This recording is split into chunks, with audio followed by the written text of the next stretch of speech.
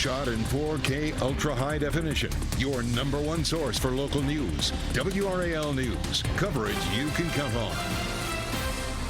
All right, a happy Tuesday. The high heat eventually returning. We'll show you when that's the case and how close we once again come to record highs coming up. Plus, the Wilson courthouse shooting. The man accused of firing shots at a woman and having a shootout with police will be in court today. What investigators say surveillance video shows about this case. Plus, an inflation report out today. A little look at how much you're paying for certain things. From back to school to new computer, the high costs are making things more expensive. We'll talk about how AI is playing a role in the economy. Well, thanks so much for waking up with us dark and early here on WRAL News on this Tuesday morning. I'm Chris Lovingood. I want to hand things over to my friend Chris Michaels. We're starting things off not great outside. It still feels kind of walking out the door. Yeah, you know, it's getting to the point where it's manageable. It's going to take a little bit of time before the humidity drops off. But yeah, it's a cloudy start to the morning as we give you a live look at Fenton in Cary, where it's currently 72 degrees. And our temperatures across the board really uniform. Notice that Fuquay, Garner, Knightdale, Raleigh, Rollsville, Morrisville, Chapel Hill, all at about 71 degrees. As we go throughout the day today, we'll notice a slow warm up. We'll see a mostly cloudy sky throughout the first half of the day. And then the cloud cover will drop off and our temperatures reach the upper 80s. So if you plan on heading to Dix Park and checking out the sunflowers, not a bad day for that as humidity levels drop heading into the afternoon. Don't count on that lasting very long. Once again, one of these big areas of high pressure is going to camp out over the eastern U.S. That leads to some high heat. I'm going to show you when we could potentially see some heat advisories issued once again. Coming up in a few minutes. Yes, the misery returns. All right, thanks, Chris. Well, today, the man accused of shooting a woman outside the Wilson County Courthouse before getting into a shooting with law enforcement is due in court. Investigators say 21-year-old Abdul Mustafa targeted 19-year-old Latoya Lucas in that shooting. They say surveillance video shows him approaching Lucas as she walked toward the courthouse yesterday. The Wilson County Sheriff says Mustafa shot Lucas multiple times, and she's now in critical condition. The sheriff also says after that shooting, Mustafa exchanged gunfire with a Wilson police officer and a deputy. Both were shot multiple times, but are expected to recover. Mustafa was also shot in the arm. And we asked the sheriff if anyone, including the family of the accused shooter, can feel safe that they won't be retaliated against if they come to court. We'll do everything in our power to ensure that the courthouse is safe for each and every one. And you know, a lot of times people can easily say, well, what is enough? Well, we do everything within our power that we can do, along with our technology, our cameras, and our working relationship with our partners, again, our local and state partners, to try to make sure everything's done safely. Mustafa is due in court at 9:30 this morning, and yes, WRAL will be there. Now, this is not the first courthouse shooting we have had in recent weeks. A woman was indicted for the shooting of two attorneys outside the courthouse in Wake County. That was back in May. Wilson Mayor Carlton Stevens says he will work with the sheriff's office to reassess the security at the courthouse, and he says they will make changes as needed. And folks, we will have updates on this case throughout the day, including what we learn in court later this morning. Follow along with us on the WRAL News app and in our evening newscast starting at 4 p.m. Well, new this morning, there is a major shakeup in the North Carolina State Auditor's Office. Dallas Woodhouse, the state auditor's elections liaison, resigned from his role. And his resignation happened days after he was reassigned after allegations of meddling in local election decisions. Well, that included a push for local elections boards to close certain early voting plans and the polling locations. Now, in his resignation letter, Woodhouse said that some of his recommendations could have been handled differently. But for more on his resignation, you can head to the NC Capitol section of WRAL.com. New this morning, former Durham Public School Superintendent Pascal Mabenga has resigned from his role in Buffalo, New York. He stepped down as Buffalo Public School Superintendent last night. Our NBC affiliate in Buffalo reports that decision happened kind of as a surprise, and the reason's unknown. Mabenga had only been in that role for about a year, and he took the job in Buffalo after resigning as Durham Public School Superintendent in 2024, and that was over budgetary concerns. Senator Lindsey Graham's sister, Darlene Graham Nardone, will be sworn in today to serve out the rest of her brother's Senate term. South Carolina's governor appointed her to that role yesterday. Nardone will be South Carolina's first female senator. Her appointment came just a few hours after President Donald Trump wrote on social media that he recommended her for that position. Nardone will hold her seat until the end of Graham's term on January 3rd.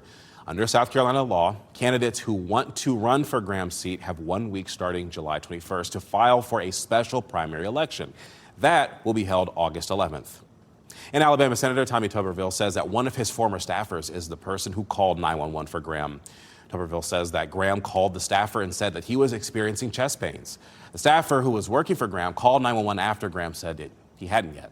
Graham's office said that he died from a rupture in his aorta due to a hardening of his arteries. And right now on WRAL's YouTube channel, we have his sister's reaction to her appointment, how his hometown church is remembering him, and messages from President Donald Trump, and more on Graham's congressional colleagues. A Wake Med police officer is facing a child sex charge. Chad Penland turned himself in at the Johnson County Sheriff's Office yesterday, and he is charged with statutory sex offense with a child. He has worked with Wake Med since 2023 and also worked there from 2014 to 2018. Now, before that, he worked with the Morrisville Police Department. The hospital system told us the allegations are concerning, and Penland is suspended. It also said the allegations are from 2022 and the alleged offenses did not happen at Wake Med.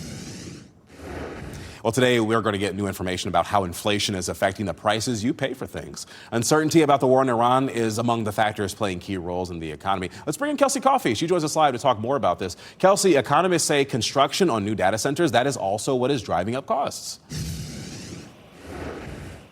Yes, Chris, that pressure on prices affects everything from buying your child's clothes for back to school to purchasing a new computer. This morning, new inflation data can give us insight about how the AI boom is hitting your pocket. Economists predict today's inflation report could show a small decrease in inflation since oil prices went down last month during a ceasefire in Iran. That relief is likely short-lived. Duke economist Connell Fullenkamp says the increased demand for data centers is driving up prices for construction materials, technology, and more. A recent study shows North Carolina already has more than 70 data centers, and dozens more will be under construction. The AI boom has created tremendous demand for memory chips and for processing units. And these things are our main components of a computer's cost. And this summer, of course, we've seen major manufacturers like Apple announce big price increases just because the prices of their components have gone way up. Today's inflation report is scheduled to be released this morning at 8:30. Kelsey Coffey, WRAL News, live in Raleigh.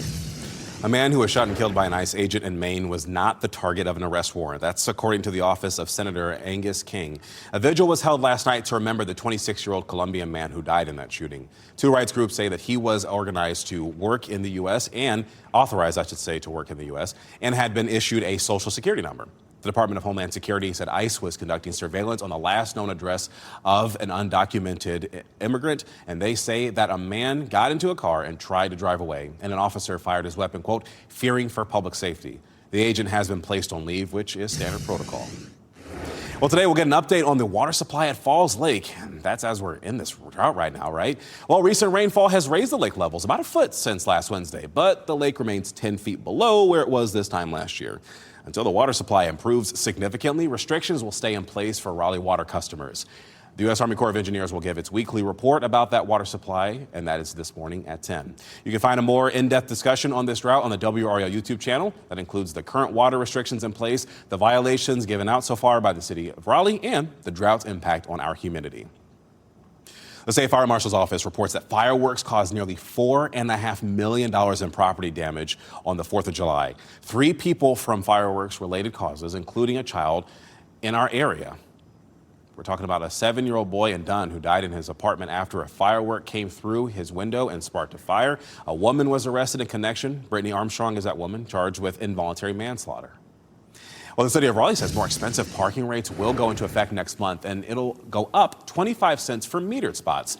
It'll also be $1 more expensive at parking decks. The city says it needs more money to keep up with costs, and the city will still offer 2 hours of free parking inside most parking decks.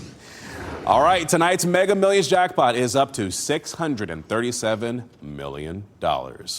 Dramatic pause. The cash value of the prize is $278 million, and no one has hit the jackpot since March.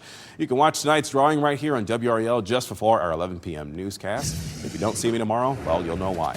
All right, your time on the clock right now is 4:39. Water safety. Emergency crews sprung into action to rescue kayakers during severe weather over the weekend.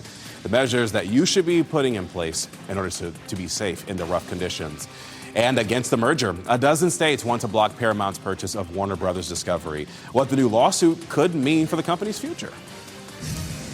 And we're on our way back to a much hotter weather pattern. Going to show you how close we get to record highs later this week. And when that pattern buckles to more showers and storms, that's coming your way in less than 10 minutes.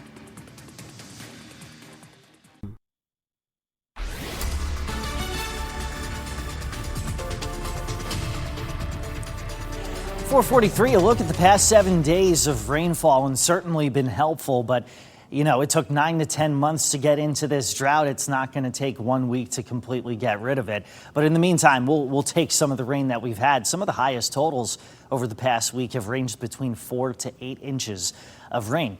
Dual Doppler 5000 not showing any showers now. We did have a few when I got into work earlier this morning in parts of Moore and Hoke counties, but those have since dissipated.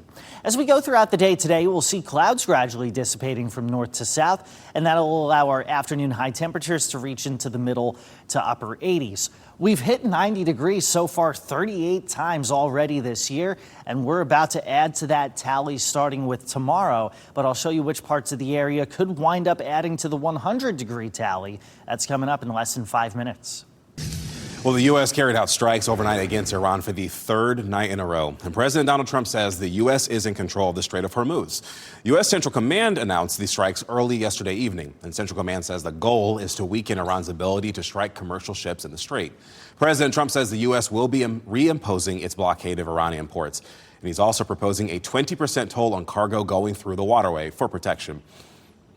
Now, new gas data this morning from AAA shows that the average cost in Raleigh for a gallon of regular is $3.60.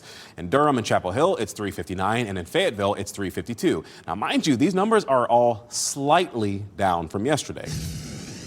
Well, a dozen states are suing to block Paramount's pending purchase of Warner Brothers Discovery. That antitrust lawsuit could disrupt Paramount's plans to complete the deal this summer.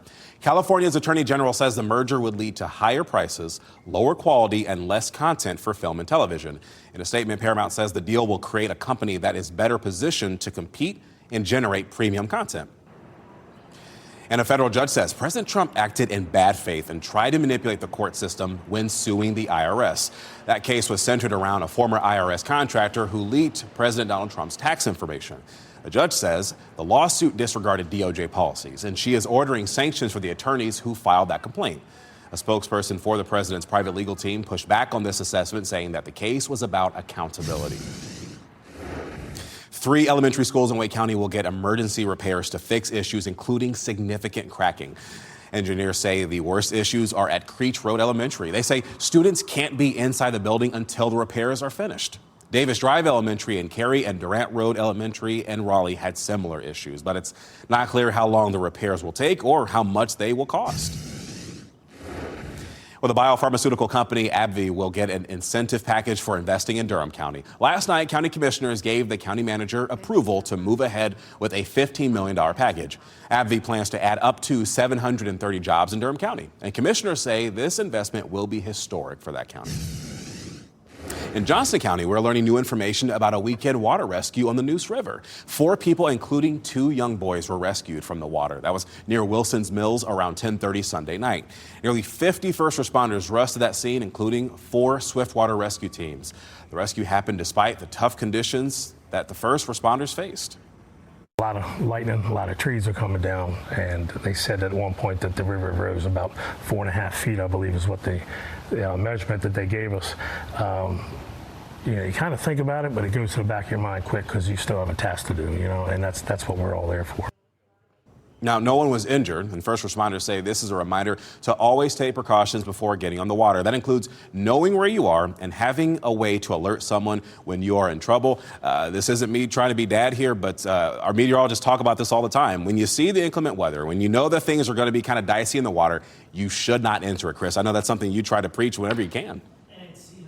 More than one way to receive weather warnings, whether you're at home or out and about. That's going to be the best way to go. Speaking of the storm on Sunday, we've got some really wild video here from James. He messaged me on Instagram at a Fuquay, and just look at the shot and the time lapse of this storm. You even see maybe a little bit of mid-level rotation, but there just comes the downpours, and my goodness, I mean, yeah, right? Like when he sent this to me, I was just in shock. Some great footage there. So James, if you're watching, thank you very much for that. Let's bring it back to the present day. Temperature 71 degrees as we get a live look at downtown Raleigh. The dew point in the upper 60s, so it's still feeling pretty muggy out there. For your morning drive, temperatures low 70s. By the lunch break, temperatures are in the low to mid 80s, and then by the afternoon, temperatures will make it into the upper 80s, looking at a high of about 88 in the Triangle. And really, that's going to be the case in Sanford, Goldsboro, Benson, Rocky Mountain, Lewisburg, Roanoke Rapids 87, Fayetteville 89. So there's really no huge deviation in our temperatures from start to finish today. Now, again, we start out pretty muggy this morning, but once the dew point drops into the low to mid 60s, it takes a little bit of the sting out of the air. It's not going to feel refreshing, but at least it will be a little less humid than it's been in recent days. That changes, however, as we move forward. So the orange is going to be your high temperature. The red is your heat index when you factor in the humidity. So by Thursday and Friday, you're looking at near record heat and perhaps the possibility of some heat alerts being issued by the National Weather Service. They tend to issue heat advisories when the heat index gets above 104. Now, eventually that pattern is going to buckle. You see some cold low pressure to the north, hot high pressure to the south. So in between is kind of your zone of storminess. That's where your fronts will form. And it looks like as we head into the weekend, we'll stand the better chance of showers and storms. But up until then, just very hot. Temperatures tomorrow, they'll go from the 60s to the 90s. Then by Thursday and Friday, a wind coming down the mountains could push the Triangle and Sand Hills close to about 100 degrees. Overnight lows mid 70s, 90s by Saturday, and the daily shot of showers and storms taking us through the upcoming weekend. Chris? 100 high on Thursday. Good. Not looking forward to it. Not at all. All right, thanks, Chris. All right, we're talking about your Hollywood Minute today. Tom Cruise is returning to the big screen. That story and the new horror films that are hitting at home video just ahead. And celebrating a century, a North Carolina veteran is now 100 years old. His advice for a long, healthy life.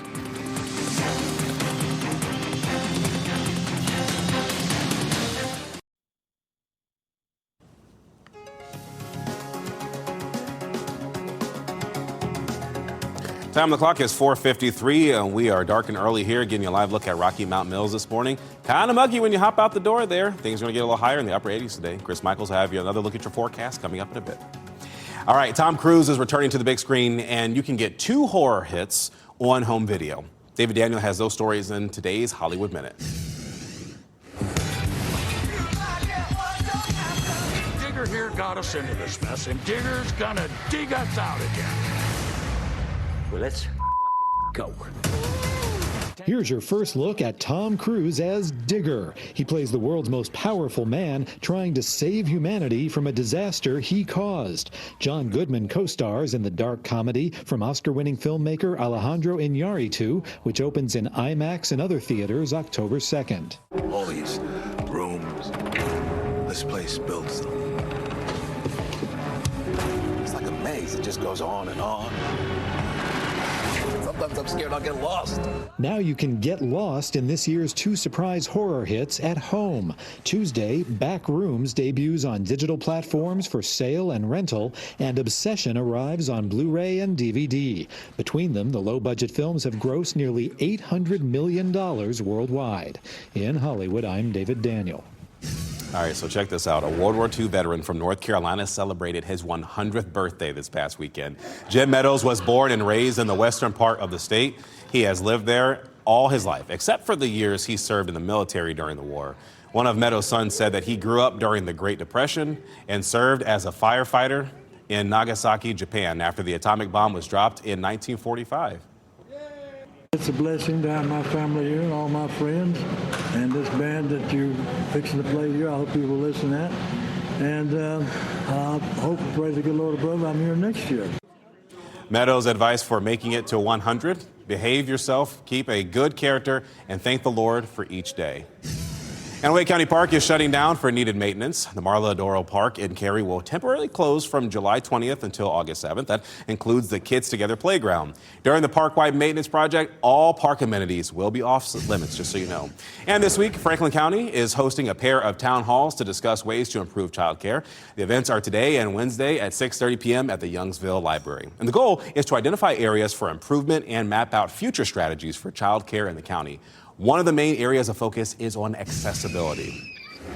Meanwhile, Harnett County is looking to expand a park, and it wants feedback. Cape Fear Shiner Park is adding a playground, picnic shelter, and new bathroom, but the work won't stop there. The county has a survey open until next Monday for people to chime in on what else they would like to see. Time on the clock is 4:56. Wilson courthouse shooting. Today, the man accused of firing shots at a woman and law enforcement officers will be in front of the judge.